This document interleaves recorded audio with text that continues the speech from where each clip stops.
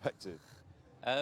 A couple of things we haven't mentioned. One, that the spectators will get a refund. We should have mentioned that initially. Of course, they won't get a refund for all the extraneous, Trains and whatever, yeah. You know, hotels, travel, trains, whatever. But the ECB's own insurance will allow a full ticket refund. So that's at least one bit of good news for the spectators. In terms of the forfeit, you can imagine the negotiations going on.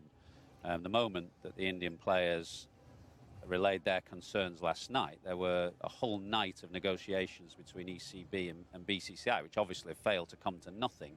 But those will be very tricky negotiations now because of the power play going on. The relationship between ECB and BCCI is an absolutely crucial one in the context of the world game. Both need each other. Maybe ECB need BCCI more than the other way round. But you can see why those negotiations are tricky. And, you know, the statement that had the forfeit was quickly removed within about 10 minutes. Yeah. And that was an indication of, A, how fast-moving it was, and B, the very precarious nature of the negotiations. What was your take when they rode back quite quickly from forfeit to cancel? Got to be very careful what you put on an initial statement. I mean, I don't know Virat Kohli that well, and the team and the back room and everyone that goes on, but they were trying to create history by winning in Australia and winning here. Which way would you rather do that? From the Virat Kohli that we've seen and the Rohit Sharma that we've seen, would they rather come here and give it a good crack and maybe go to 2-2 or hammer England and go 3-1? Or would they prefer to do it this way? If I was in that situation, I would not want to do it this way. And I'm being perfectly honest, because from now onwards, forever, everyone will say, and England fans will say, and any time an Indian fan gets on social media, it will be, well, you didn't play the last Test match, or well, that doesn't really count. You know, in the same way they talk about the World Cup and the count back of the boundaries and all that sort of stuff. You know, it is, if you're going to do it properly. So I don't hold much in the we're 2-1 up and we're going to sneak off home. I see an Indian side that were desperate to create history properly, and they may still end up with a 2-1 and it'll be a real bonus, but I saw a side that wanted to do it properly.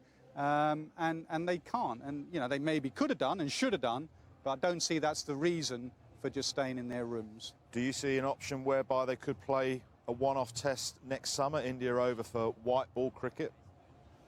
Well, they may add a test match for financial reasons. I don't see how you can have a test match in a year's time and say tag it onto this series if suddenly England have Jofra Archer fit and Ben Stokes fit and a completely different Indian team. So I don't see an extra test match being a decider for this series. Whether India are over here for what, 3 ODIs and 3 T20s, aren't they, next summer, I think. So whether they tack on a test match for purely financial reasons, I do not know. But I can't see that it's going to impact upon the result of this series. This series will be decided in the coming days. The result of it, the match referee will put out his statement.